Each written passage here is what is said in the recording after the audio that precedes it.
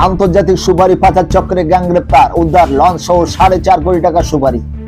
উত্তর 24 পরগনা হিঙ্গলগঞ্জ থানা ভারত বাংলাদেশ সীমান্তে ইছামতি নদীতে বড়সড় আন্তর্জাতিক সুপারি পাচার চক্রে গ্যাং ধরা পড়ল।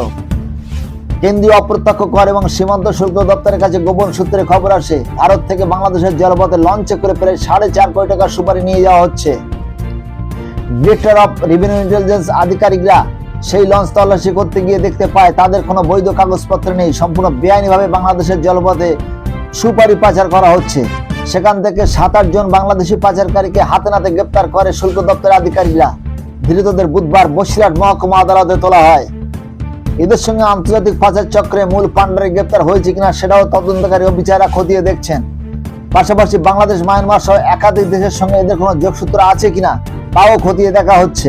এদের কাছে বিটেল নাট ছিল, অর্থাৎ সুপারি ছিল 1152 বস্তা, অর্থাৎ 70.32 মেট্রিক টন, যার ভ্যালু হচ্ছে নিয়ার অ্যাবাউট 5 কোটি টাকা আর কালেকটিভ ভ্যালু 5.5 কোটি টাকা। দুটো ভেসেলে আসছিল, ওরা বাংলাদেশ থেকে আমাদের শামসেরনগরে এখানে ধরা পড়ে, শামসেরনগর নদীতে ধরা পড়ে। একটা গাড়িতে ছিল হচ্ছে, একটা ভেসেলে ছিল 14 জন আর একটা ভেসেলে 13 জন ছিল। টোটাল 27 জন, 27 জনই বাংলাদেশি। তার মধ্যে 2 জন হচ্ছে মাস্টার মাইন্ড আছে, যারা আন্তর্জাতিক পাচার চক্রের সঙ্গে জড়িত।